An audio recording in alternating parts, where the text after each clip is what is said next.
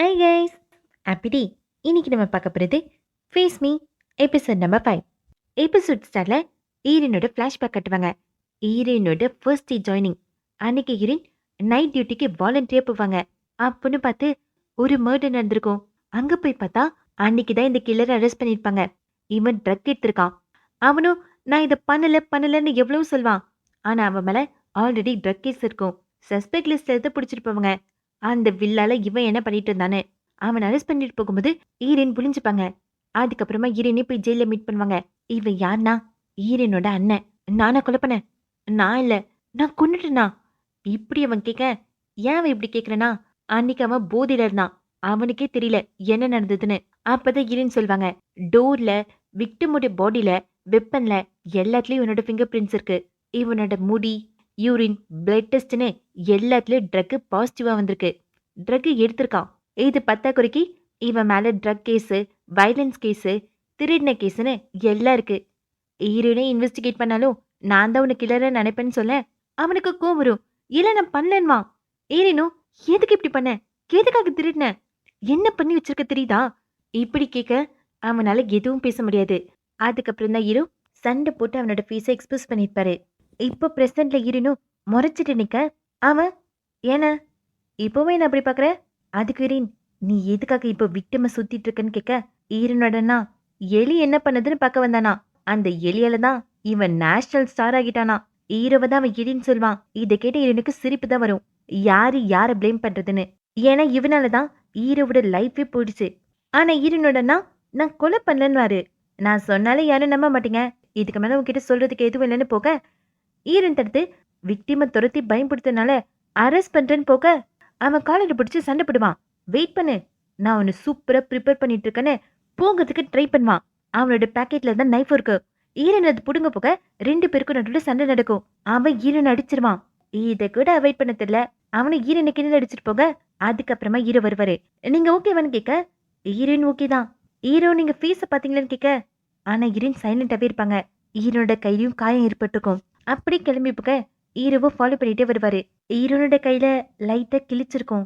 இது சீரியஸான இன்ஜுரியில இல்ல. ஆனா ட்ரீட் பண்ணலனா ரெக்கவரி கொஞ்சம் ஸ்லோவாக்கும். ஈரோ நான் ட்ரீட் பண்றேன்னு சொல்ல ஈரன் பரவாயில்லன்னு சொல்லுவாங்க. அப்ப கரெக்டா லாயர் வருவா. என்னாச்சு நீரவை கேட்க ஈரோ தான் சொல்ல மாட்டாரே. கிம் அங்க வருவான். லாயரும் கிம்மும் சேர்ந்து குடிக்கலன்னு பிளான் பண்ணிருப்பாங்க.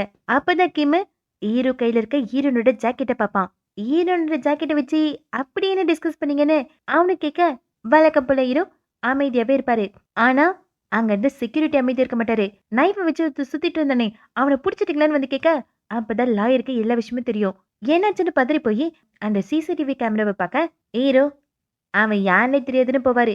ஆனா நமக்கு கிட்டத்து பண்ணவங்கள அவ்வளோ ஈஸியா மறக்க முடியுமா? ஹீரோக்கு தெரியும், ஆனா மறைக்கிறாரு. அதனாலதான் ஹீரோ போலீஸ் ஸ்டேஷனுக்கு போவாரு. அவன் ரிலீஸ் ஆயிட்டானு கேட்க ஆனா அந்த இன்ஃபர்மேஷனை பாதிக்கப்பட்ட விக்டிம் கிட்ட சொல்வாங்க.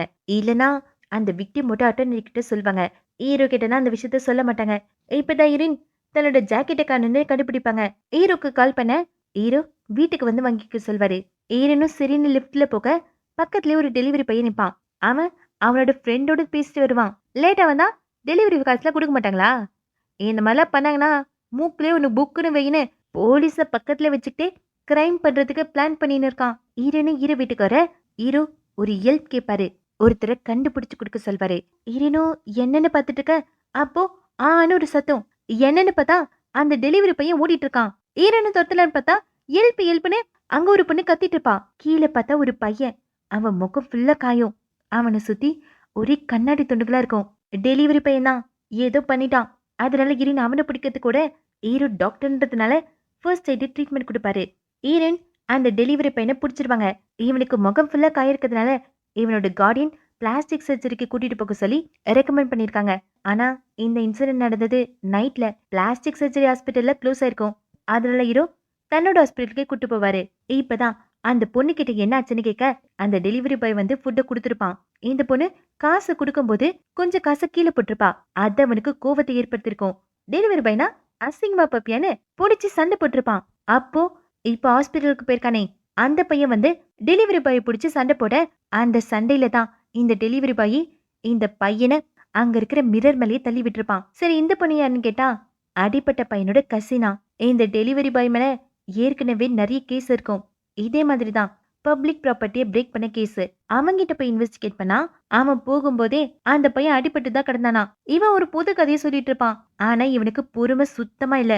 ஈரன் எந்த கேள்வி கேட்டாலும் சரி இவன் கோவத்துல கொதிச்சிட்டு இருக்கான். என் பாஸ்ட வச்சு என் பிரசன்ட் டிசைட் பண்ணுவீங்களான்னு கிரிமினல் சொன்னா கேட்க மாட்டீங்களான்னு சேரெல்லாம் தூக்கி போட்டு அலப்பறை பண்ணிட்டு இருப்பான். அதனால ஃப்ரெண்டு வந்து இவனுக்கு ஹேண்ட் கப் போட்டுருவாரு. இவனை பார்க்கும்போது ஈரனுக்கு அவங்களோட அண்ணன் ஞாபகம் தான் வரும். எங்க ஹீரோ அந்த அடிப்பட்ட பையனுக்கு ட்ரீட்மெண்ட் பண்ணிட்டு இருக்க. இவனோட பேரு ஜாக்கு. கண்ணாடி பீஸ் எல்லாம் ஹீரோ ரிமூவ் பண்ணிட்டு இருப்பாரு. அப்போ அவனோட ஜால இருக்கிற ஒரே ஒரு கிளாஸ் பீஸ் மட்டும் ரொம்ப ஆழமா இறங்கிருக்கும். அத பத்தி அவன் கிட்ட விசாரிச்சா அவன் எனக்கு தெரியலன்னுவான். அது மட்டும் இல்லாம அவன் உடம்புலயே நிறைய காயங்கள் இருக்கும். அது ஹீரோவை நோட் பண்ணுவாரு. இவன் காதுல கொஞ்சம் இன்ஜுரி அதிகமா இருக்கு. அதுக்காக சர்ஜரி பண்ணணும். வெளியே வந்தா அவனோட கசின் ஜாக்கோட கசின் நிப்பா. அவ ரொம்ப கவலைப்பட்டுதான் கேப்பா. அப்படி இந்த சீன் கட்டாக்க இந்த லாயர் பார்க்கிங் லாட்ல இருக்க கேமரால அலசி ஆராயும் போது ஹீரோனோட அண்ணன் ஹீரோவை வீடியோ எடுத்தது மாட்டிருக்கும். அப்பதான் ஹீரோ உண்மையை சொல்வாரு. ஹீரோக்கு இருக்கிறது டவுட் தான் இவன் தான் அந்த கில்லரானு. அத பத்தி லாயர் கிட்ட செக் பண்ண சொல்வாரு. சரி ஹீரோனோட அண்ணன் ஹீரோவை வீடியோ எடுத்து என்ன பண்றான்னு பார்த்தா ஒன்னும் பண்ணல. பார்த்து பார்த்து கோவப்பட்டு இருக்கான். அடுத்த நாள் ஹீரோனும் மினிய போய் மீட் பண்ணுவாங்க. இவனை தெரியுமான்னு தான் அண்ணனோட போட்டோவை காட்ட அவ பாத்திருக்கா. தான் அப்பாவோட ஃபியூனரல்ல. ஹீரோனோட அண்ணன் ரிலீஸ் ஆன பிறகுதான் மினியோட அப்பாவும் இறந்திருப்பாரு. அதனாலதான் இருன் சந்திக்கப்பட்டு போய் கேட்டிருப்பாங்க. அப்படியே டிசைன் கட்டாக இப்போ சீஃப் டாக்டரு ஈரு கிட்ட போய் பேசுவாரு. என்ன 3வது கிளாஸோட க்ளோஸ் பண்றவன்னா இப்போ 4வது கேஸை ஹேண்டில் பண்ணிட்டு இருக்க அப்படின்னு கேட்க ஹீரோ பக்கத்து வீட்டு பொண்ணுன்றதுனால தான் அட்மிட் பண்ணாராம். கேமோ வந்து இதே கேட்பான். விக்டிம் கேஸ்ல ஹேண்டில் பண்றியான்னு. அதுக்கு ஹீரோ நான் சிம்பிளான கேஸ் தான் அட்மிஷன் போடுன்னு சொல்லிட்டு போக கேமோ அப்போ இது சிம்பிளான கேஸ் இல்லையான்னு கேட்க ஹீரோ போயிடுவாரு.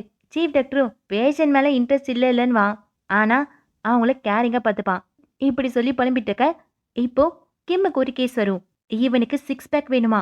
அதுக்காக எக்ஸஸ் ஃபேட்ல இருக்கிறதுக்காக வந்திருப்பான். ஆல்ரெடி ஜிம்ம ஜாயின் பண்ணிட்டான். இருந்தாலும் 6 பேக் சீக்கிரமா வேணுமா. அதுக்கு தான் பிளாஸ்டிக் சர்ஜரிக்காக வந்திருக்கான். இவனுக்கு எக்ஸஸ் ஃபேட்டை ரிமூவ் பண்ண அவன் அப்படியே கனவு கண்டுட்டு இருப்பான். அவன் ஜிம்ல இருக்க அழகான பொண்ணு வர இவனும் ஷர்ட் ரிமூவ் பண்ண இவனோட ஆப்ஸ் எல்லாம் தெரியும். இவன் எக்ஸசைஸ் பண்ணி அந்த பொண்ணை இம்ப்ரெஸ் பண்றான்.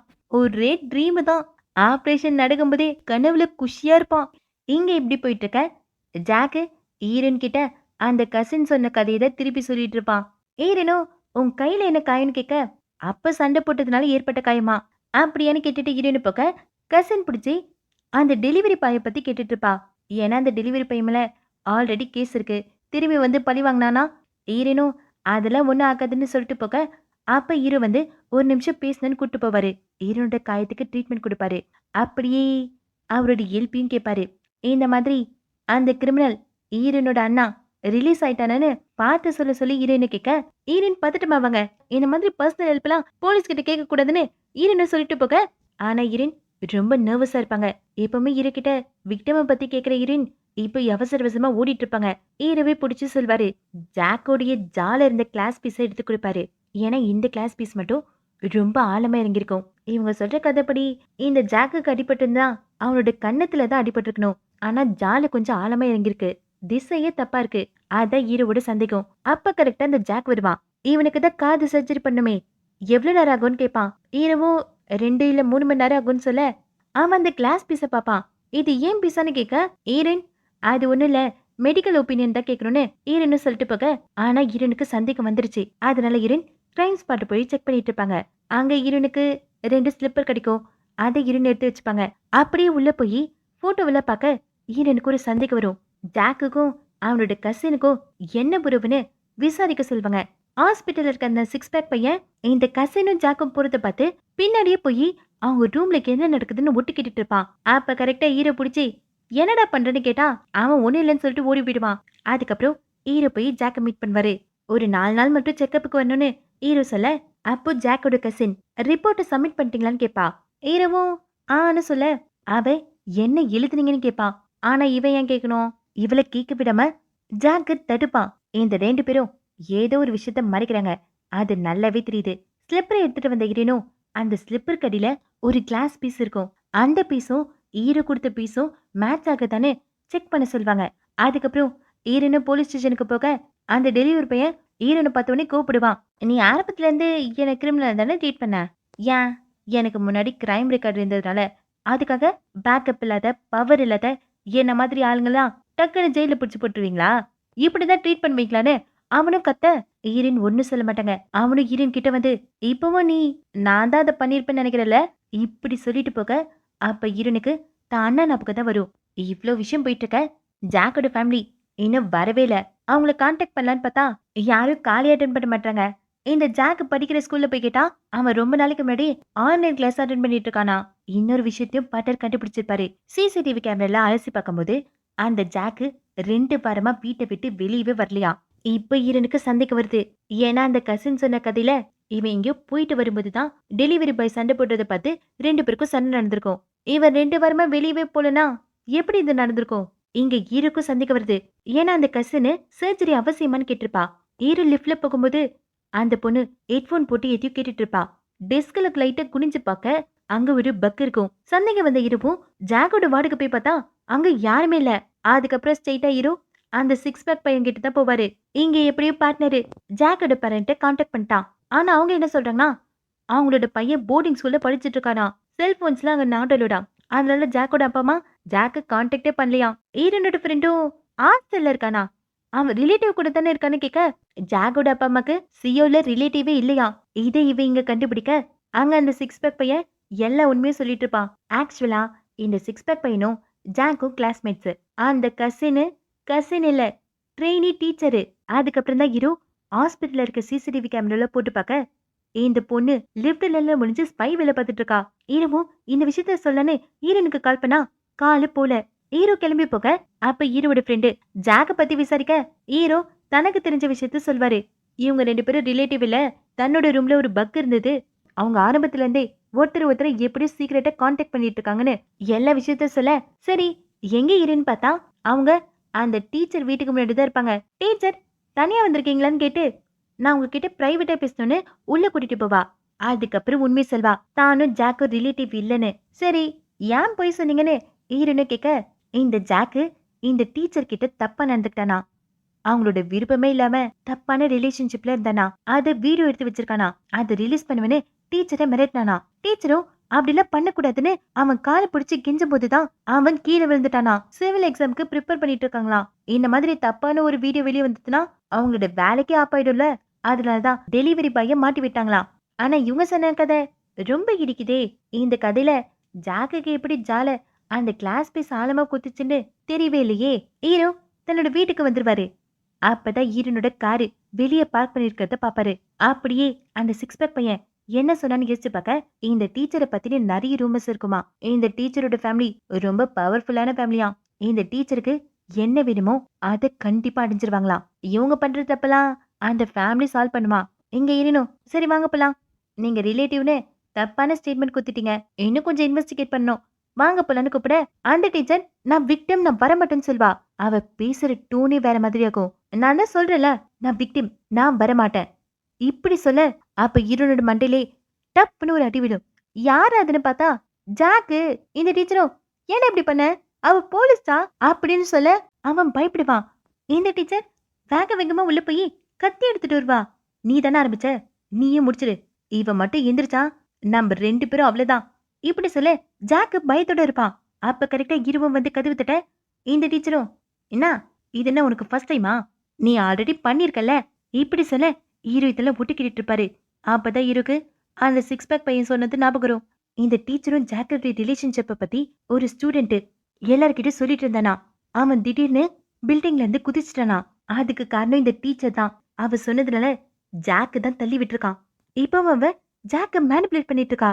இந்த லூசும் அவ சொல்றதெல்லாம் கேட்டு ஈரனு குத்தத்துக்காக ரெடி ஆகுறான். இதுக்கு மேல வெயிட் பண்ணக்கூடாதுன்னு ஈரோ ஃபயர் எஸ்டிங்விஷர் எடுத்து உடைச்சிட்டு இருக்க இந்த ஜாக்கு கத்தி எடுத்து குத்த போக அதோட இந்த எபிசோட் முடியுது.